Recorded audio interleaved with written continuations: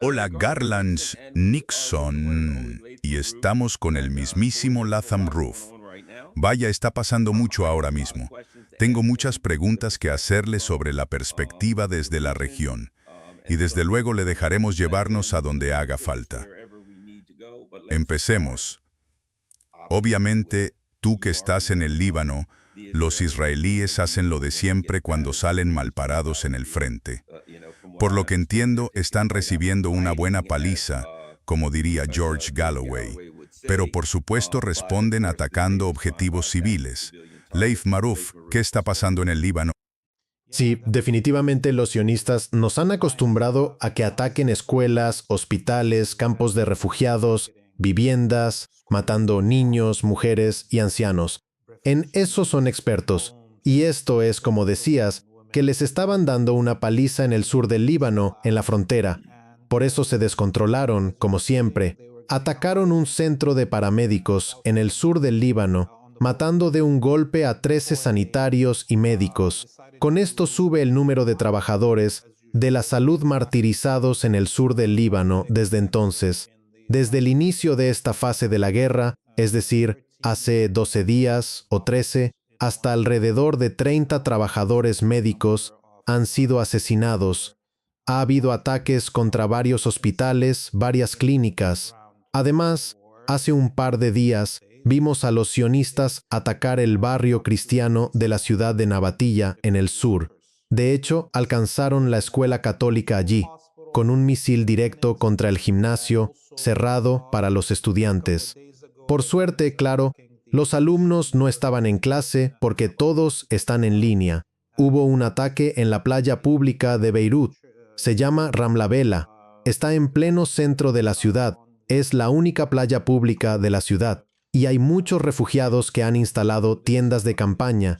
Y mucha gente que por la tarde sale a la playa, se sienta, fuma una shisha o charla con sus amigos. Y eso fue una masacre muy similar a las masacres sionistas en Gaza, que apuntan a los campos de refugiados, a las tiendas. Así que, ya sabes, esto es lo básico de los crímenes que están cometiendo.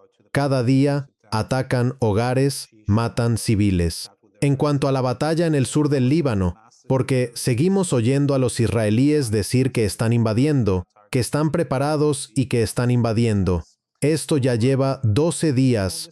Lo hemos escuchado 4 veces, incluso ayer, que están listos y que invadirán, que tienen 200,000 soldados en la frontera y que en realidad van a movilizar 500,000 de tropas, lo que sería la mayor cifra de tropas que Israel haya movilizado en su historia. Pero en los últimos 12 o 13 días de su intento de invasión, han sido repelidos una y otra vez en enfrentamientos a quemarropa desde el punto cero con la resistencia, en un área totalmente destruida. Todas las localidades de primera línea en el sur están completamente arrasadas.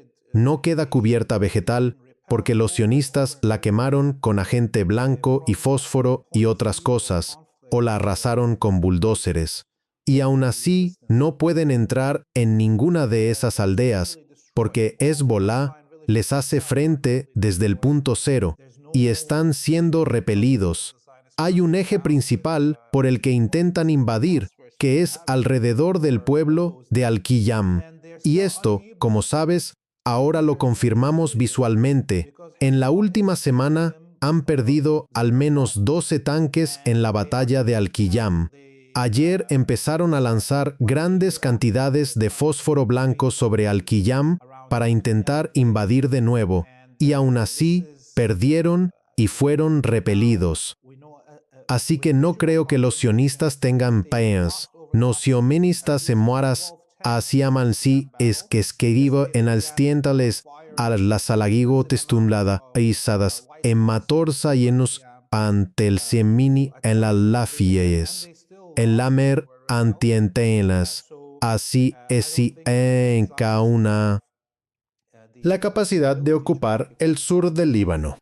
Y recuerda, Hezbolá en realidad no necesita combatir a estos sionistas desde el punto cero en esas aldeas. Son aldeas que ya están perdidas.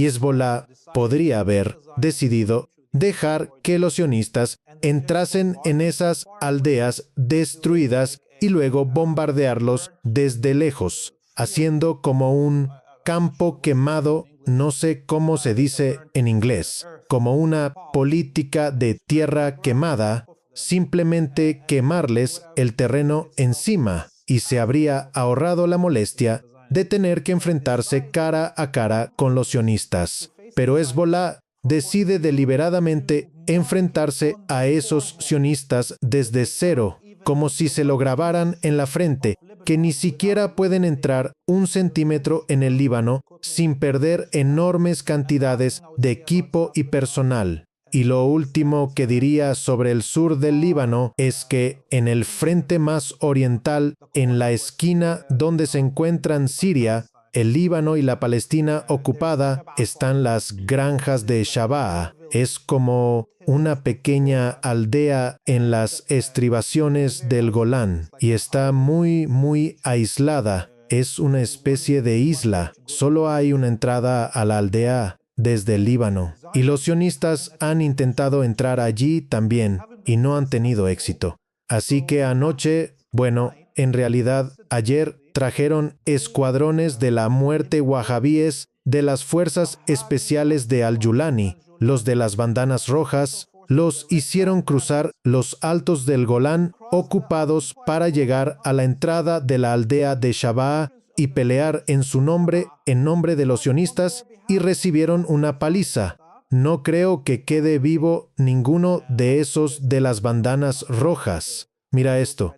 Al-Yulani ha abandonado los altos del Golán y ha permitido que los israelíes ocupen más partes de Siria, y ahora sus tropas están entrando en el Golán, no para liberarlo, sino para cruzarlo y atacar a los combatientes de Hezbolá y al pueblo libanés. Y aún así les están dando una paliza, y los israelíes ni siquiera lo van a agradecer por lo que acaba de hacer. Vaya, entiendo que hay algunas protestas en Siria contra el gobierno de Al-Julani. ¿Has oído algo al respecto? ¿Es Siria canta el gobierno de Al-Julani? Sí, empiezan a surgir protestas porque ahora Al-Yulani está prometiendo, ya sabes, defender a los países de la región contra Irán. Bien, así que claramente está haciendo el trabajo de los sionistas y de los déspotas del Golfo. Pero, ya sabes, los escuadrones de la muerte wahabíes bajo el mando de Al-Yulani son apenas poco menos de 30.000 combatientes. No son suficientes para ser una fuerza policial dentro de Siria, ni siquiera para dirigir el tráfico, ¿verdad? Así que en el momento en que desplaza estas tropas a las fronteras del Líbano, como lo está haciendo ahora mismo, ya sea en la frontera con la Beca o, como acabo de explicar, en los altos del Golán, entonces no habrá literalmente nadie que pueda controlar las grandes ciudades y las principales carreteras y las regiones. Así que en cuanto haga eso y retire a parte de sus hombres de las calles, la gente va a tener el valor de volver a manifestarse. Otra cosa importante a notar es que Siria ya sufría escasez de petróleo, gas y electricidad, y la mayor parte del petróleo y el gas que entraba en Siria venía de contrabando desde el Líbano con la aprobación de Hezbolá. Eso se acaba ahora mismo. El Líbano necesita su propio gas y petróleo porque las reservas, ya sabes, se están agotando con el bloqueo del transporte de petróleo y gas desde el Golfo. Así que vemos la situación de vida en Siria colapsar más allá de lo que ya era un desastre. Cuanto más dure esto, mayor es la probabilidad de una revuelta masiva en Siria. Y lo único que es asequible en Siria no es la comida. En realidad son las balas. Todos los almacenes del ejército sirio fueron vaciados y ahora todo está, por así decirlo, en las calles. Así que debemos esperar que si esta guerra continúa así, y si Al-Yulani comete la estupidez de intentar atacar el Líbano, habrá una revuelta masiva en Siria. Y no creo que nadie pueda salvar a al-Julani en ese momento. Así, eh, eh, Informe de Axios. Quiero conocer tu comentario al respecto. Exclusiva entre bastidores. Leí el artículo, así que sé que es cierto. Tras bambalinas, la guerra contra Irán es la primera vez en que el estilo de Trump le ha hecho imposible salir fácilmente de una situación hablando o improvisando. Bueno, no estoy de acuerdo con eso. No es su estilo lo que le impide salir de ella. En fin, algunos de los que están cerca de él sienten, según dijo un funcionario, lo que llamarían remordimiento del comprador. Crece la preocupación de que atacar a Irán fue un error. ¿Tú crees? Te están dando una paliza. Mira, lo interesante es que tú y yo hablamos, y he sido coherente. Lo he dicho, si Estados Unidos ataca a Irán, eso sería el final del imperio estadounidense. Se acabó, se terminó, está acabado. Eso sería la gota que colma el vaso para el imperio. Van a caer. Todo el imperio se va a derrumbar. Así que ahora es como, vaya, quizá en retrospectiva no fue tan buena idea, quizá deberíamos haber tomado otro rumbo. quizá tengas algún comentario sobre eso. Sí, o sea, el estilo de Trump siempre fue confundir a la audiencia. Es su modo, cambiaba de postura. Metía temas que ni siquiera estaban en la pregunta y confundía al público en Estados Unidos. Y eso funcionaba con la mayoría. Pero ahora hay una verdad evidente e innegable. Todos están viendo la destrucción de las bases estadounidenses en la región y la continuidad de los ataques de misiles y drones de Irán contra los vasallos de Estados Unidos. Es como cuando los sionistas mentían sobre el genocidio transmitido. No importa si el mensaje de los sionistas era mejor que el de Trump. La verdad les estaba golpeando la cara a todos. Era como que no podías negarlo. De forma parecida, esto es lo que está pasando. Si antes la táctica de Trump de confundir a la audiencia funcionaba porque la verdad no estaba clara en otras plataformas ni venía de otros actores, ahora la verdad es muy clara. A Estados Unidos le están dando una paliza, y que él cambie de postura no va a ayudar. Y el hecho de que ya haya dicho 10 veces que destruyeron las capacidades militares de Irán en estos 15 o 16 días solo lo empeora cada vez más como maniobra propagandística. Sí, entonces, remordimiento del comprador. Bueno, quizá tienen derecho a usar ese término como compradores. No sé si hablar de remordimiento. En el corazón de esos pedófilos caníbales no hay remordimiento, ¿vale? Pero ellos sí son compradores y pagaron para que este lunático llamado Trump llegara a ser presidente de Estados Unidos. Sí, entonces, los compradores piensan que lo que compraron no es el producto que esperaban. Pues, lo dudo. Ellos realmente querían ese producto. Gastaron miles de millones de dólares para que Trump fuera elegido. Y, por supuesto, esto no exime a los demócratas. Son tan comprables como los republicanos.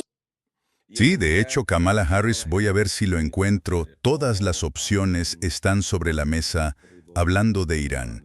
Déjame ver si lo encuentro rápido. Ahí está. Como si la gente pensara que de alguna manera todo es culpa de Trump. Mira esto. Por si alguien piensa, si Harris hubiera ganado, todo sería diferente. Todas las opciones están sobre la mesa para evitar que Irán se vuelva nuclear, dijo Kamala Harris en una llamada con votantes judíos durante una festividad importante. La frase se entiende como que incluye la posibilidad de acción militar. Así que para quienes piensan que habría hecho la diferencia si los demócratas hubieran ganado, esta es la realidad. Estas personas son marionetas, y los titiriteros, o mejor dicho, son monos, y el organillero controla a los monos. Los monos no controlan al organillero. Cuando el organillero dice, corre, recoge las monedas o lo que sea, los monos saltan por todas partes y lo hacen. Lo único que estamos decidiendo es qué mono prefieres. Y ahora mismo me parece que Irán está diciendo, vamos a pegarles a los monos y que los organilleros se ocupen de eso después. En fin, Mira, Irán definitivamente no está prestando atención ni a la propaganda que viene de Estados Unidos, ni a nadie que les pida que vayan a negociar ahora un alto el fuego. Irán ha decidido que no quiere volver a vivir esta situación jamás. Y la única forma de garantizar eso es forzar la salida de Estados Unidos de la región y poner fin a la existencia de la colonia sionista. Y eso está ocurriendo.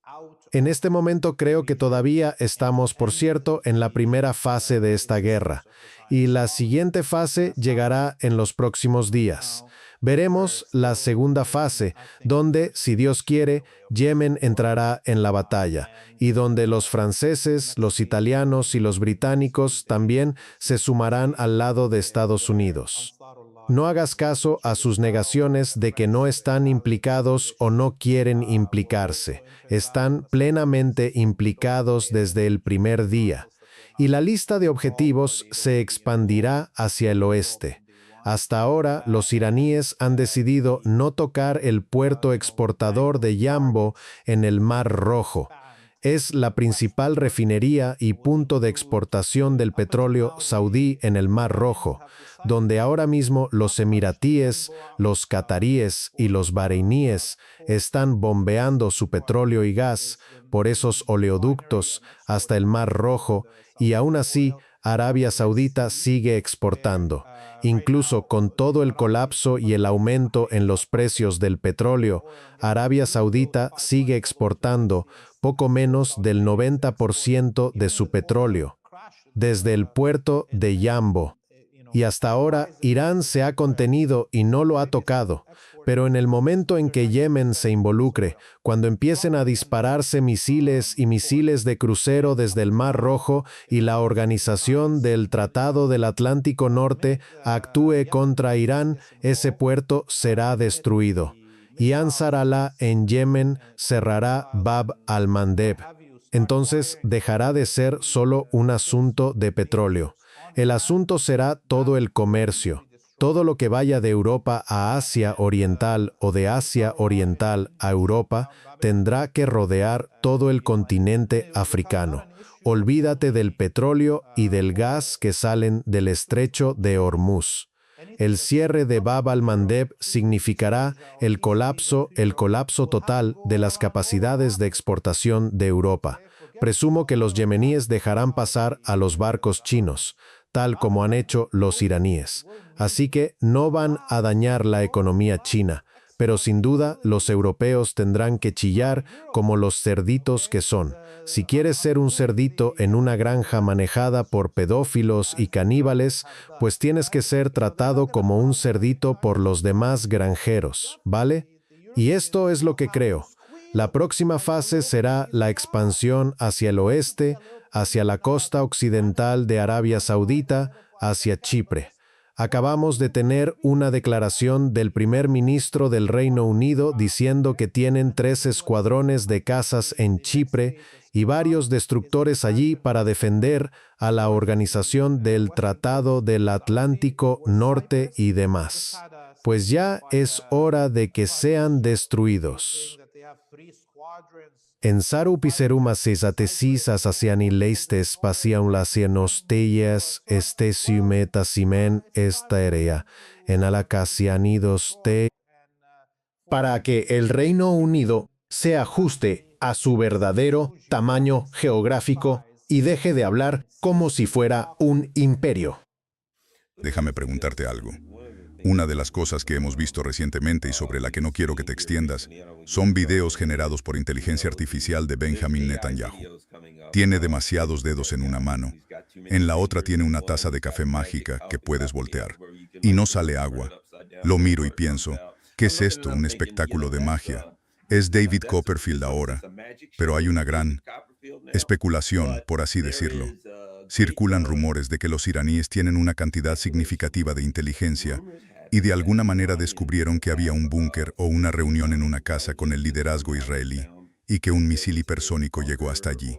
Después se habría producido una especie de ataque de descabezamiento. No lo sabemos, porque hay otra cuestión. Si yo fuera Israel o Estados Unidos, los haría desaparecer y me aseguraría de que todo el mundo pensara que estaban muertos. Así no intentarías matarlos si creyeras que están muertos. Así que puede que estén muertos. Pueden estar escondidos fingiendo estar muertos para que no los maten. Pero aquí está mi punto. Kushner y Witkoff estaban entrando. Se dieron la vuelta, se fueron. Iban hacia Israel. Y entonces escuchamos, se fueron. Mi punto es, si están vivos o muertos. El imperio de Estados Unidos durante años ha dicho, te rastrearemos por tu teléfono móvil. Enviaremos un dron y podremos abatir a alguien. Podemos hacer ataques de decapitación. Podemos eliminar a sus líderes. Ah, por cierto, déjenme añadir esto. Funcionarios de Trump en esa zona ahora se han trasladado a bases militares para resguardarse. Las tornas han cambiado. Ahora Estados Unidos e Israel miran por encima del hombro. Ahora dicen, Dios mío, hay alguien más con la capacidad técnica para cazarnos y matarnos igual que nosotros lo hemos hecho con otros. ¿Qué opinas al respecto? Sí, tienes razón. Esto podría ser solo un ardid, por un lado, para llenar las redes sociales con información falsa y que todo el mundo debata asuntos que no son los cruciales en esta batalla. Por otro lado, como dijiste, podría ser para que los iraníes dejaran de buscarlo. Pero, ya sabes, ha habido muchos asesinatos que los sionistas han perpetrado contra líderes de la región. Y cada vez Netanyahu salía a los medios occidentales a diario durante la guerra de 12 días, tras el asesinato de Nasrallah, tras el asesinato de Raisi, y Haniyeh y Senwar. Así que resulta extraño, dado el patrón anterior, ¿no? Así que, en mi opinión, o está realmente muerto, y lo mismo podría decirse de Ben-Gvir y Smotrich, a quienes no hemos visto casi en una semana, o están escondidos en un lugar del que no pueden salir, porque saben que en cuanto salgan serán expuestos y blanco de un ataque. Así que o están en un búnker nuclear en algún lugar, o ya los han sacado y están en una base en Chipre, por ejemplo, o en la bahía de Suda en Grecia. Pero no van a mostrarse porque los misiles iraníes alcanzan Grecia y Chipre, por lo tanto, mantienen la ambigüedad. Esa es la única otra explicación lógica para su desaparición de la escena durante casi una semana. ¿Pero lo mismo? Otra cosa que está pasando. No me alegra la guerra, no, es terrible, muere gente, pero son cosas de las que hay que hablar. No quiero que nadie piense que celebro nada. Es terrible y quiero que terminen las guerras.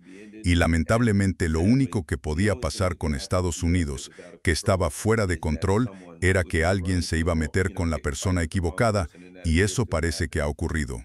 Una de las cosas interesantes es la incapacidad de Estados Unidos para admitir cualquier pérdida, ya sabes, como hemos sufrido bajas, esto es lo que no entiendo. Lo que nos dijeron fue que hubo protestas en Irán y que el ejército iraní mató a 30.000 manifestantes en unos 3 días. Aquí llevamos 3 semanas siendo bombardeados sin cesar y hemos perdido 6 o 10 personas.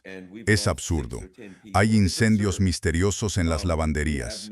Y, casualmente, cada vez que los iraníes dicen, alcanzamos ese barco con un misil, nos dicen que no nos afectó. Pero ya sabes, hubo un incendio en la lavandería. Quizás alguien fumaba en la cama. Todo lo que recibimos son excusas.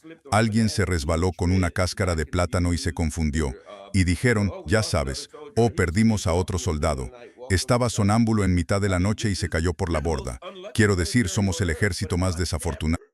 Creo que empieza a parecer ridículo. Sí. Quiero decir, esos cazas encima de los portaaviones, pues estaban patinando sobre hielo. Se resbalaron y se cayeron de la pista, o algo así. Es para reírse. 3 cazas F-18 en un día. Hasta ahora, por cierto, han sido 300 drones de primera línea, como los drones MQ-9 y los Hermes 900 israelíes, entre otros, que Irán ha derribado. No sé cuántos le quedan a Estados Unidos de estos drones de primer nivel. Y, ya sabes, el Abraham Lincoln no ha regresado a la zona, así que está definitivamente dañado. El Gerald Ford ahora mismo puede ser blanco fácilmente de Irán o de Yemen si entra en acción. Y creo que cualquiera que venga, barcos franceses, británicos o los que sean, sufrirá el mismo destino. En este momento, para Estados Unidos, esta derrota será el clavo en el ataúd del imperio.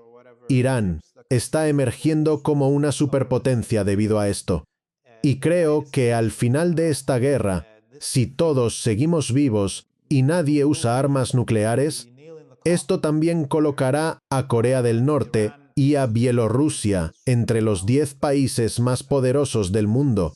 Las estrategias y tácticas de Irán se enseñarán durante los próximos 100 años en las escuelas militares sobre cómo defenderse de una superpotencia y, creo, que lo que vemos ahora se va a expandir hasta finales de abril. Perdón, ahora estamos en marzo. Sí, hasta finales de abril, cuando esta guerra seguirá a este ritmo, aunque algo más intensa. Se expandirá un poco más. Y a finales de abril, que será como la marca de los 2 meses, aquí habrá una encrucijada. O Estados Unidos admite la derrota, hace las maletas y se va, y todos los vasallos en la región colapsarán de forma simultánea, incluida la colonia sionista. Alguien tendrá que decirles que se lleven sus armas nucleares y las trasladen a Europa o a Estados Unidos. O veremos el uso de armas nucleares, y entonces estaremos en una guerra mundial. Y Dios sabe si la humanidad sobrevivirá a eso. Entarias, esais, keis, eisais, entarias, entarias einas escara, entaias ienomuse, entaias ienomilitaria. Sí, creo que tienes razón. Creo que lo interesante son las dinámicas de respuesta en Estados Unidos. Y esto es lo que he dicho sobre una guerra mundial. No sé cómo podrían hacerlo. Quiero decir, si quisieran lanzar algo como una guerra mundial tradicional, si intentaran reclutar gente, lo he dicho desde hace tiempo, y más ahora, si intentaran un reclutamiento aquí, este país se quemaría hasta los cimientos. De ninguna manera, estos jóvenes pelearían por Israel. Ya están protestando. Tenemos gente en el ejército preguntando, ¿cómo puedo ser objetor de conciencia? ¿Cómo puedo salir? El gobierno se ha alejado tanto del pueblo estadounidense que cualquier intento de arrastrarlo a una guerra, ya sabes, desastrosa, resultaría en un colapso económico del gobierno aquí, aunque creo que ese colapso es inevitable. Vemos lo mismo en Europa. Los líderes europeos y los de Estados Unidos se han distanciado tanto del pueblo. Ya no les importa para nada la gente no tiene voz. Esto es puro, no sé cómo llamarlo, pero fascismo. Pero lo que diría es lo siguiente.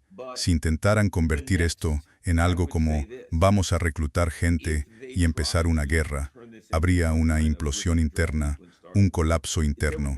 Y creo que ese es el camino hacia el que nos dirigimos. Sería algún tipo de colapso interno o implosión interna. Esa es la dirección en la que vamos.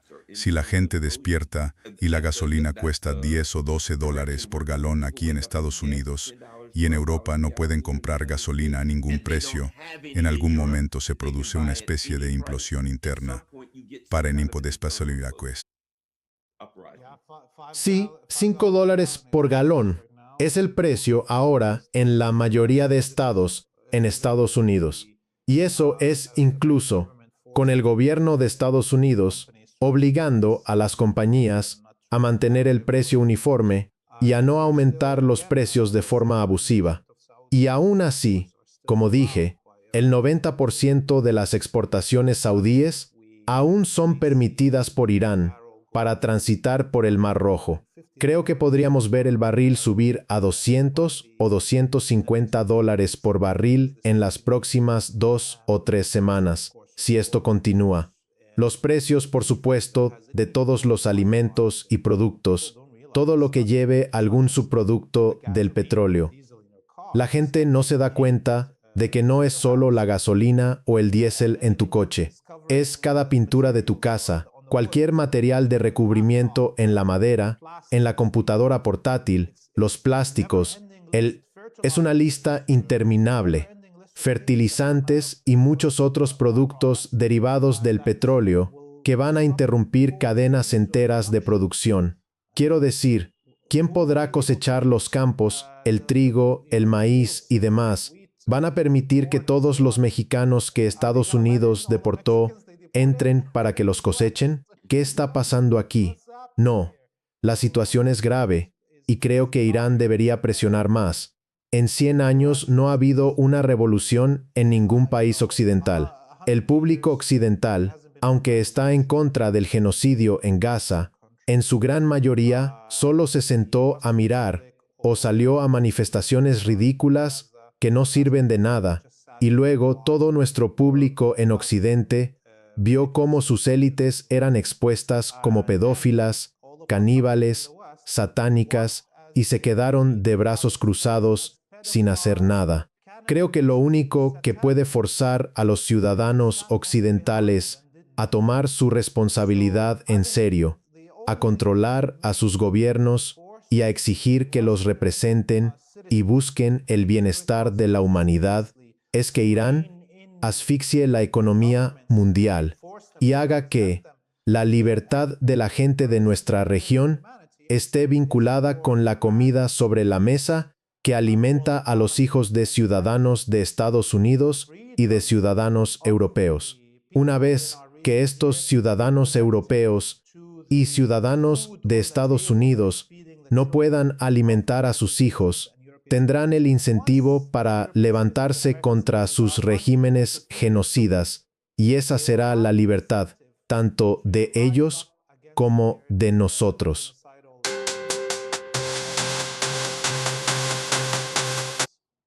Una de las cosas interesantes es que creo que Estados Unidos subestimó la fuerza y la determinación de la resistencia iraquí. Al parecer tienen algún tipo de sistema de defensa aérea muy sofisticado y potente. He leído que aparentemente derribaron un F-15 recientemente. Bueno, ahora, 2 aviones cisterna KC-35 misteriosamente, exactamente al mismo tiempo, tuvieron algún tipo de problema técnico que hizo que se chocaran entre sí. Uno de ellos se vino abajo y se estrelló, y el otro logró regresar a... Intentaban besarse en pleno vuelo, pero no funcionó. Otro de esos desafortunados percances que Estados Unidos parece sufrir a diario, mientras que los iraníes nunca les tocan un pelo. Pero de vez en cuando tienen un percance desafortunado al parecer. Y este fue uno de ellos, y la resistencia iraquí aparentemente está atacando bases y embajadas, etc. He estado leyendo, hay que verificarlo, que por aquí y por allá los estadounidenses dicen que todo el mundo salga de Irak, que todos los estadounidenses se marchen de Irak lo antes posible. Parece que Irak, digamos, vuelve a ser una zona prohibida para los estadounidenses, y están siendo expulsados de allí. Sí, la resistencia iraquí emitió un comunicado anoche, dirigido a los soldados y oficiales militares iraquíes, pidiéndoles que no estén cerca de las posiciones donde están las tropas estadounidenses y occidentales, de los hoteles y de las bases, porque no quieren dañar a sus compatriotas ni a las Fuerzas Armadas iraquíes. Y ya estamos viendo cómo las fuerzas militares iraquíes que normalmente se sitúan alrededor de las bases estadounidenses se están retirando de sus posiciones. Esto, ya sabes, ocurrió después de que la resistencia iraquí difundiera un video de un dron que literalmente daba vueltas y se tomaba su tiempo visitando cada edificio, casi asomándose por las puertas en la mayor base estadounidense en Irak. No lo podía creer. El video duró como 8 minutos. Sobrevolaba toda la base, bajando y subiendo, como si mirara por las puertas principales de las barracas mientras volaba, y luego la resistencia iraquí hizo ese comunicado. Así que sabemos que los drones que usa la resistencia iraquí golpearán sus objetivos con facilidad. Y las bases estadounidenses e israelíes, y las bases de la Organización del Tratado del Atlántico Norte en el Kurdistán iraquí han sido el objetivo principal en los últimos 5 días. Prácticamente no queda nada de ellas. La base principal en el aeropuerto de Arbil, el consulado estadounidense en el Kurdistán iraquí y todas las bases de las milicias kurdas que se estaban reuniendo supuestamente para atacar a Irán, también fueron destruidas y atacadas tanto por la resistencia iraquí como por los iraníes. También vimos los ataques a la embajada estadounidense en Bagdad, donde estos drones alcanzaron las instalaciones de radar y las defensas aéreas en la zona de la embajada. Así que ahora la embajada estadounidense en Bagdad está prácticamente desprotegida, por lo que pueden destruirla en cualquier momento. Y bueno, esto es una de las cosas que está haciendo la resistencia iraquí. La otra cosa que están haciendo es que han enviado mensajes amenazando a al-Jolani en Siria. Si intenta invadir el Líbano, ellos simplemente invadirán Siria, y lo tendrán fácil porque él se habría retirado hasta el oeste de Siria, y las fronteras sirias con Irak serían porosas y fáciles de infiltrar. Y no habrá nadie defendiendo ese flanco. Estados Unidos ya se ha retirado de ahí. Así que creo que la resistencia iraquí tiene un papel enorme, incluso más crucial para el desarrollo de esta guerra que durante el genocidio en Gaza, cuando la resistencia iraquí también participó. Esto es resistencia iraquí también y palazzo. ¿Has oído algo sobre... ya sé que quería preguntarte, Hezbollah. Desde el incidente Pager y la muerte de Nasrallah nos dijeron que Hezbollah había sido completamente descabezado, que ya no tiene ningún poder en absoluto. Los israelíes pueden hacer lo que quieran. ¿Sabes? Se difundió la idea de que Hezbollah había desaparecido, que se había acabado, y Hezbollah dijo, no, no es así. Simplemente elegimos actuar cuando estemos listos para hacerlo. Me parece que, de alguna manera, fue ventajoso para Hezbollah fingir estar, ¿sabes?, desaparecido. Así que fue un gran golpe para los israelíes cuando Hezbollah entró en la contienda y empezó a golpear a Israel. Es decir, en algunos momentos con 100 drones y misiles parecen tan poderosos como siempre. Y fue prácticamente un shock, no solo para los israelíes, sino también para mucha gente de la región y de aquí, que quizá apoyaban la resistencia, pero creían que Hezbollah estaba acabado. Tienes toda la razón. Hezbollah jugó a esa ambigüedad estratégica. Y, claro, el golpe fue duro por los asesinatos que ocurrieron durante la guerra de 66 días. Pero esa ambigüedad estratégica permitió a Hezbollah reorganizar sus estructuras y rearmarse. Al reorganizarse, significó que cualquiera que ya estuviera expuesto como líder militar en Hezbollah, lo mantuvieron como si siguiera en su puesto, pero ya había reemplazos y estructuras secretas en forma de células. Así que Hezbollah se reestructuró de semi-ejército a una milicia de resistencia donde todo está en células secretas. Lo que hizo que, durante los 15 meses de ese llamado alto el fuego, todos los asesinatos dirigidos contra la cúpula de Hezbollah o militares fueran inútiles para los israelíes porque esas personas ya habían sido retiradas de sus cargos, aunque se fingía que seguían en ellos. Y eso es muy importante. Otra cosa es la arrogancia que tuvieron los sionistas al final de la guerra de 33 días, de 66 días y el alto el fuego, que, ya sabes, ayudó, Hezbolá los engañó, en gran parte porque eran tan arrogantes. Estaban eufóricos por todos esos asesinatos y por el mayor crimen de guerra de la historia moderna en términos bélicos, que son esos ataques con buscapersonas. Durante la guerra anterior, los israelíes no consiguieron afectar quizá el 20% de sus capacidades militares. Y Hezbolá incluso jugó otra carta para engañar a los israelíes, que fue permitir que el ejército libanés y la Fuerza Provisional de las Naciones Unidas en el Líbano entraran en búnkeres o almacenes al sur del Litaní. Pensaron que esos eran todos los búnkeres, almacenes y túneles. Se entregaron tantos a las Naciones Unidas y al ejército libanés que uno pensaría que eso era todo. Pero, como vemos ahora, Hezbolá está saliendo de debajo de la tierra, debajo los pies de las fuerzas sionistas que avanzan. Y tiene un suministro ilimitado de misiles que caen sobre los puntos de concentración del ejército israelí en el norte de Palestina. Y está usando misiles balísticos para alcanzar objetivos al sur de Haifa, incluyendo las fábricas de Rafael Industries, donde se fabrican muchas de las capacidades de drones de los sionistas.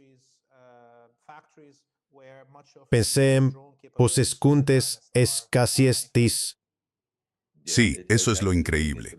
Se les consideraba medio debilitados, si acaso existentes, y sin embargo parece que tienen capacidades muy superiores a las que tenían antes.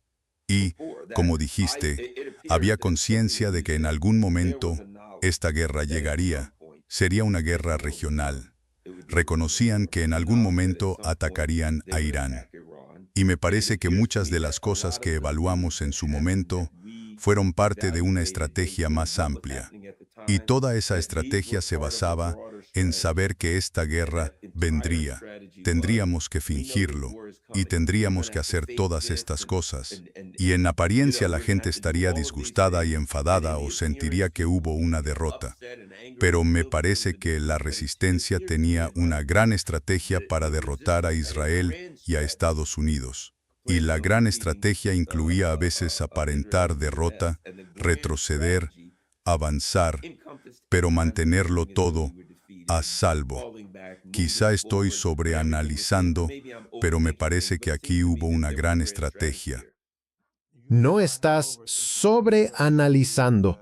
En realidad, estás reconociendo los aspectos instintivos de esta estrategia. Claro que todos estamos muy tristes por la pérdida de vidas humanas y de todos esos líderes desde el 7 de octubre de 2023. Y todos queríamos que la guerra terminara lo antes posible y la derrota de los sionistas e imperialistas cuanto antes. Pero los que diseñaron la operación Inundación de Al-Aqsa y todas las operaciones militares posteriores fueron gigantes humanos, eran genios, que no solo pudieron prever cómo se desarrollarían las cosas durante 3 años, sino que sabían que no estarían para ver el final y que sería necesario que se sacrificaran ellos mismos. Bueno, esto es muy triste. Y creo que, al mismo tiempo, es muy indicativo de la experiencia que hemos tenido aquí en Asia Occidental desde tiempos inmemoriales. El asesinato constante de nuestros profetas que en realidad impulsa a la gente hacia la liberación. Los mártires que unen a la población, la sangre de los más brillantes que nos ilumina al derramarse, ¿no? Así que, ya sabe, Ismail Haniyeh o Yahya Sinwar en Gaza, cuando lanzaron la operación Al-Aqsa, sabían que el enemigo iba a ser muy feroz, que no podría soportar una derrota como la del 7 de octubre, que se comportaría de la manera más monstruosa, la más animal, y delante de todo el mundo. Eso tenía que ocurrir para que la ideología sionista quedara completamente destruida. Recuerde el último discurso de Said Hassan Nasrallah. Dijo literalmente, puede que no esté para verlo con ustedes. Estaba insinuando que lo iban a asesinar. Hubo intentos de negociar un alto el fuego antes de que lo asesinaran, pero él insinuó en su último discurso que podría ser martirizado en cualquier momento. De manera similar, el ayatolá Khamenei sabía que lo iban a matar. ¿Por qué no se escondió? Porque era necesario. Su martirio era necesario para la unidad del pueblo iraní, para que viéramos este colapso total del poder estadounidense en Asia Occidental. Así que es triste todo lo ocurrido en estos 3 años. Pero quienes dirigieron esta batalla del lado del eje de la resistencia sabían a dónde iba. Sabían que habría sacrificios y los aceptaron con la esperanza de alcanzar la liberación de Palestina y de la región del dominio estadounidense. Psion taido marse y boudali para la ula ula li ula li ula ula li ula ula li ula li ula li. Mire, una de las cosas que debo decir, una de las revelaciones aquí, algo que el mundo está aprendiendo y que yo he estado diciendo estas últimas semanas porque lo entendí. Habíamos descrito a Irán como una potencia regional. Irán no es una potencia regional. Irán es sin duda una potencia mundial. La razón es su geografía, su topografía. Tienen ventajas que muchos países no poseen. Y, por supuesto, sus notables avances tecnológicos. Si juntas todo eso, sus avances diplomáticos para aliarse con potencias mundiales que pueden proporcionarles recursos. Pero no olvidemos, puede decirse, sí, China y Rusia están ayudando a Irán, pero no olvidemos que Rusia estaba en apuros y que Irán prácticamente los sacó de ese problema al suministrarles los drones. La tecnología de drones iraní cambió la guerra para Rusia al proporcionarles esos drones. Y obviamente ayudaron a Rusia a fabricarlos por sí misma, pero la capacidad para paralizar el petróleo mundial. Y lo que Irán está haciendo ahora es brillante, porque dice, bueno, estamos negociando con los países, dejaremos pasar a algunos, no dejaremos pasar a otros, los dejaremos pasar si hacen esto, no los dejaremos pasar si hacen aquello. Es brillante porque demuestra que somos nosotros quienes mandamos.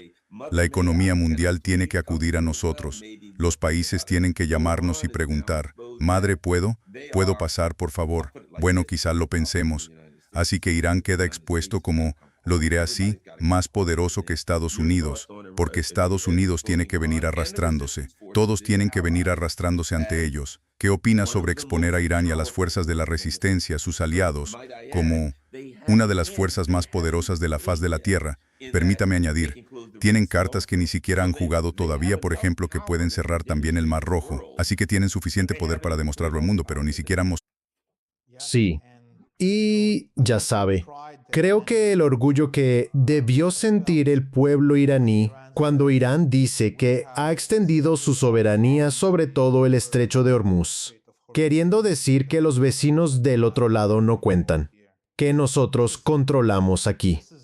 Este es un momento de gran orgullo para una nación. Nadie puede disputar ahora su soberanía sobre el estrecho de Hormuz. Fíjate, hasta ahora, Irán no ha destruido los gasoductos y oleoductos que van desde Turkmenistán, por Azerbaiyán y el Mar Caspio, hasta Turquía y Europa, lo que significa que todo el suministro de petróleo y gas de Asia Central podría ser cortado en cualquier momento por Irán si así lo decide.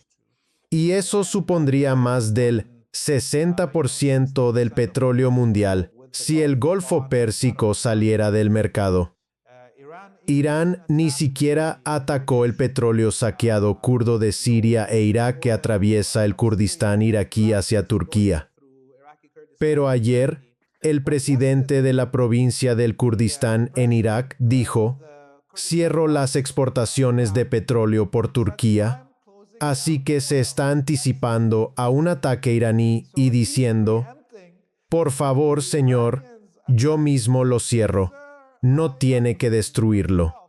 Bien, esto es una capitulación total de un régimen vasallo asiático que dice, vale, me salgo de esto. No me importa si Estados Unidos va a suplicar por petróleo. No habrá exportaciones. Y aunque el petróleo del Kurdistán iraquí va a Israel, y mis amos israelíes me dicen que no lo haga. Así que, sin disparar ni un solo tiro, la infraestructura petrolera kurda queda fuera del mercado.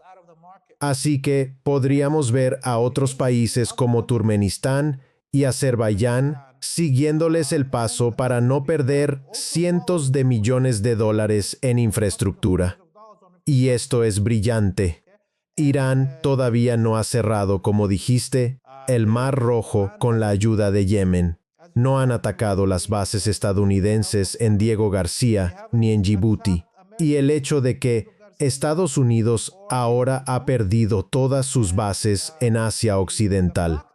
Más importante aún, es el fin definitivo de la capacidad de Occidente, en su conjunto, para proyectar poder y su soberanía sobre otras naciones a través del poder naval.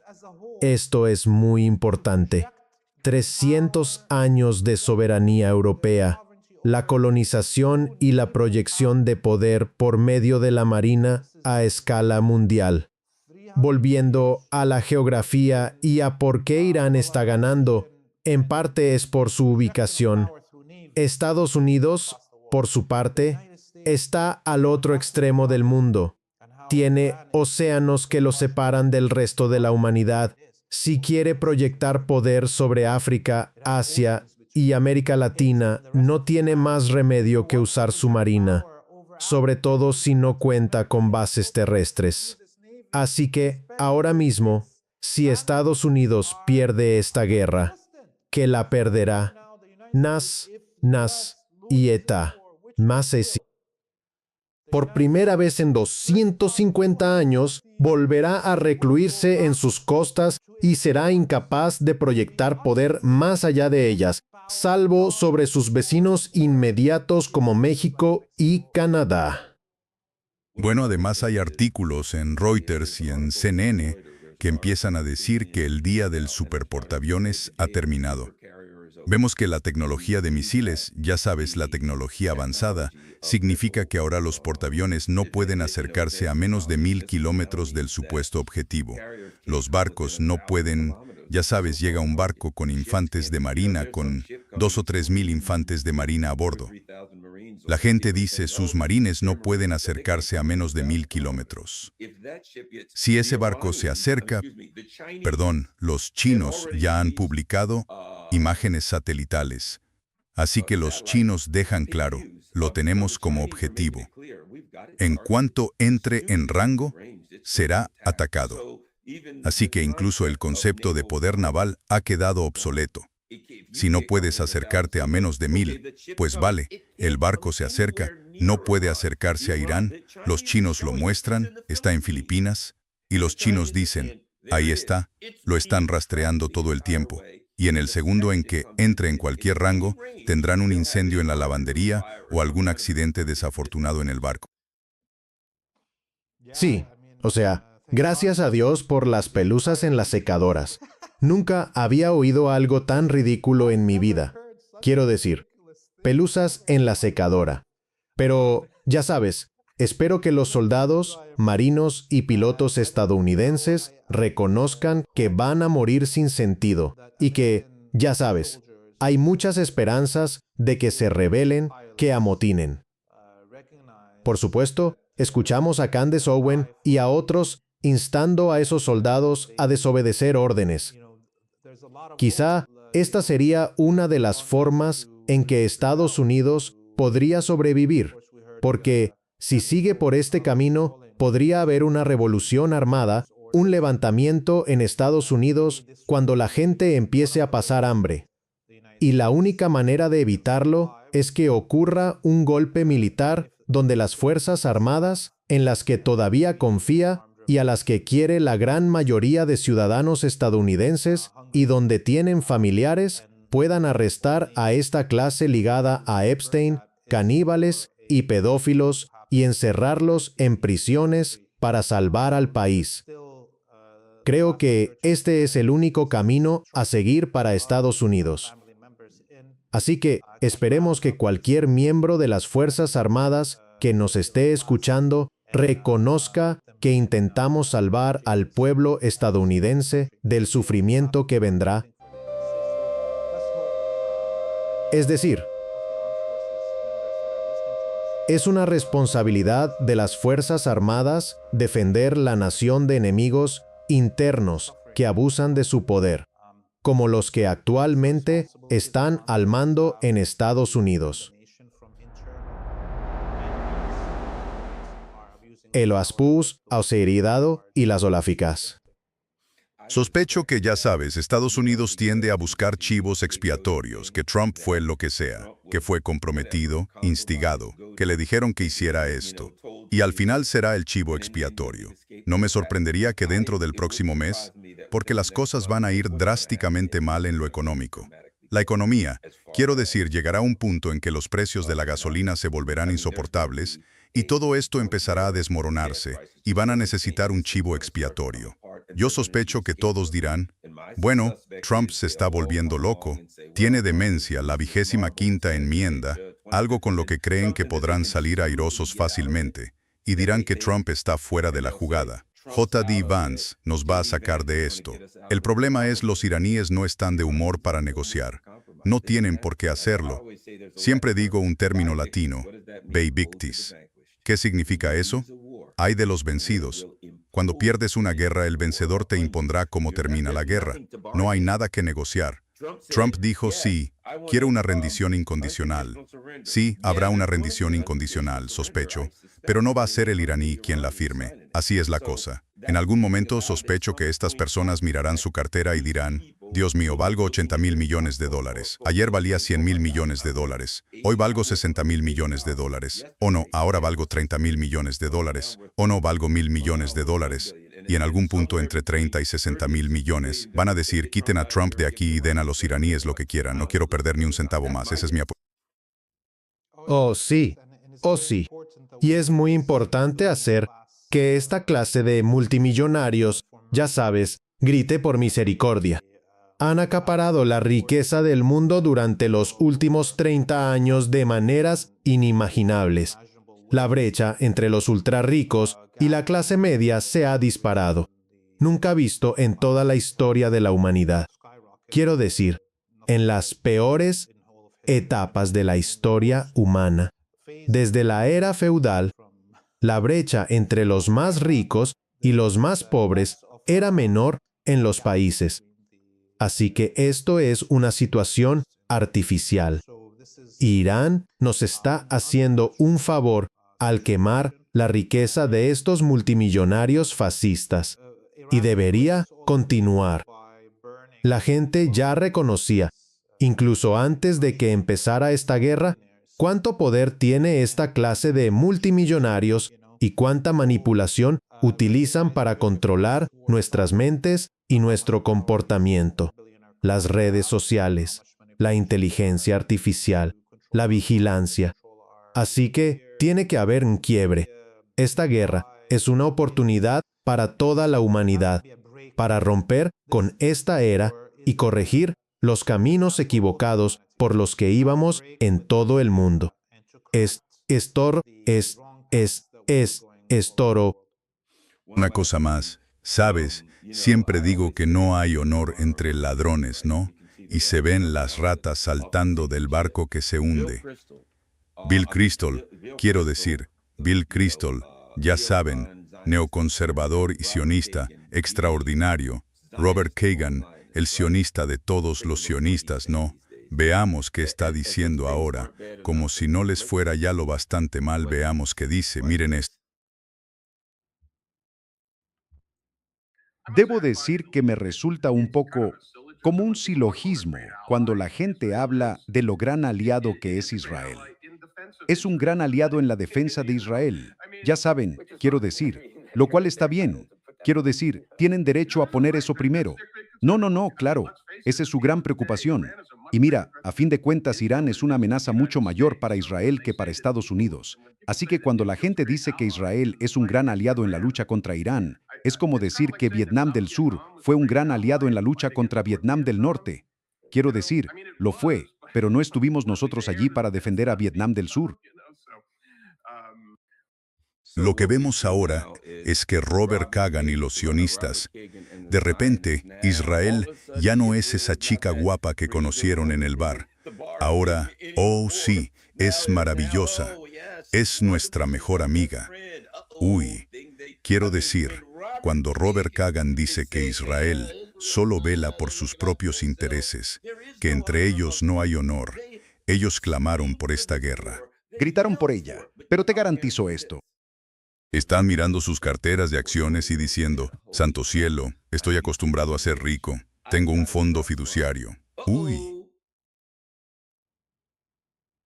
Sí, mira, creo que si no se usan armas nucleares, esta guerra terminará con que dejen de ser una colonia sionista en nuestra tierra, Israel, y Palestina será liberada. Y los sionistas tienen dos opciones, obviamente. O luchan hasta la muerte, o simplemente regresan a Europa y a Estados Unidos, donde en realidad mandan. Es lamentable decirlo, pero el pueblo estadounidense está gobernado por la clase sionista.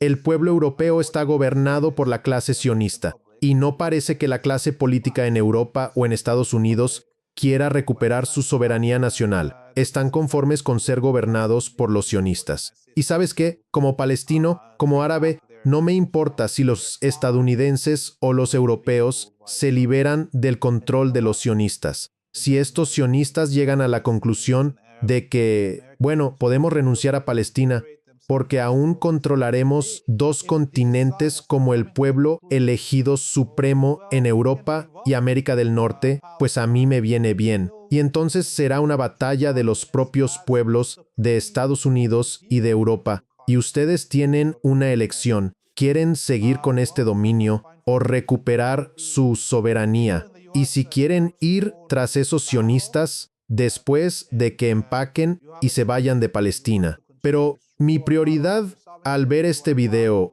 es que parece que una parte de estos sionistas está llegando a la conclusión de renunciar a Palestina y mantener el control de Europa y Estados Unidos porque la gente vendrá contra nosotros si seguimos por este camino y miles de soldados estadounidenses mueren y las economías de Occidente colapsan. Nos van a canibalizar como judíos en las calles de Berlín, en las calles de París, en las calles de Washington, en las calles de Ottawa. Eso es lo que va a pasar. La gente va a estar famélica y sedienta de venganza y la van a descargar contra los judíos. Así que parece que al escuchar la conversación entre estos dos judíos sionistas, dicen, vamos a salvar lo que ya controlamos y quizá renunciemos a Palestina y la dejemos para los palestinos. Y de cualquier manera,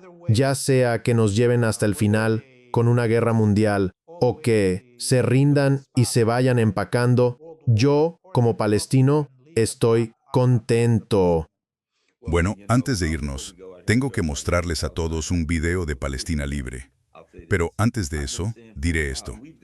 Lo llevo diciendo desde hace tiempo, y ya lo hemos discutido. Miren, los judíos han vivido en paz. ¿Dónde pueden vivir con más tranquilidad? Irán. Fuera de Israel, la mayor concentración de judíos en el Oriente Medio está en Irán. Viven en paz, nadie los molesta y se les permite hacerlo. ¿Me entienden? Mientras que no podrían hacerlo en Arabia Saudita. Conozco a un tipo que se sorprendió porque fue a un aeropuerto, compró pollo y dijo, vaya, esto sabe igual que el Church's Chicken. Le dijeron, sí, lo es, pero no se le permite llamarlo Church's Chicken. En Arabia Saudita eso sería ilegal. Eso te cortarían la cabeza. Pero en Irán pueden tener lo que quieran. Así de absurdo es. Así que sospecho, como ya hemos dicho y hemos hablado de esto desde hace tiempo, La élite gobernante aquí usará al pueblo judío como chivo expiatorio. Y cuando la situación económica empeore muchísimo, cuando la gente diga, Dios mío, mi economía se está hundiendo, lo he perdido todo, la vida es un infierno, ¿qué está pasando, líderes? Y los líderes dirán, no deberíamos haberles escuchado a los judíos. Y dirán también, aquello que pasó el Holocausto no ocurrió en Irán, no ocurrió en el Oriente Medio, ocurrió en Europa. Y cuando las cosas vayan mal, los europeos y los estadounidenses buscarán a quién culpar. Y los líderes que en realidad hicieron esto, no digo que no haya multimillonarios sionistas involucrados, dirán, culpad a los judíos. Se lo garantizo. Esa es la parte triste y aterradora, pero esa es la realidad. Esa es la realidad. Bien, vamos a Late. Tiene un sitio excelente que necesitan visitar y se llama freepalestine.tv. Pero la forma de llegar es que el sitio es freepalestine.video. Es freepalestine.video. Pueden entrar y ver que es un sitio excelente tal como está. Desde luego tenemos todo tipo de episodios. Asegúrense de hacer clic en los enlaces de redes sociales y seguirlos en todas sus plataformas. Y por supuesto aquí tienen donen a Free Palestine TV. Pueden hacerlo de una sola vez o mensualmente. Pueden elegir distintos importes y por supuesto hay importes predeterminados o pueden poner uno personalizado. Así que freepalestine.video es a donde deben ir y seguirlos en todas sus redes sociales para mantenerse informados. Está en inglés. Eso es otra cosa buena. Así las personas en Occidente, como ustedes hay 979 en el chat ahora mismo, tienen la oportunidad de ver lo que pasa desde la perspectiva de la gente de la región, pero en su idioma. Y asegúrense, si pueden, de donar. Compartan freepalestine.video en todas sus redes sociales y cuando lo compartan, añadan una nota en la publicación pidiendo a la gente que done cuando visite el sitio. Este es un trabajo muy importante que hace Late. Late, te agradecemos mucho. Muchas gracias. Voy a estar viajando durante las próximas 2 semanas, así que al menos los próximos 2 lunes estaré fuera del país, pero espero mantenerme en contacto y que hablemos, y quizá, quién sabe si puedo en algún momento grabar algo y subirlo. Lo haremos muy. Buen viaje, Garland. Cuídate, vale, Avivi, nos vemos pronto. Gracias, de acuerdo. Gracias a todos, de verdad aprecio a todos los que donan a este canal, ya sea por Patreon, por Buy Me a Coffee o de cualquier otra forma. Eso se agradece muchísimo. Tengo un apartado postal para quien quiera enviar correo tradicional por cualquier motivo. Asegúrense de compartir esto en todas sus redes sociales. Nos vamos.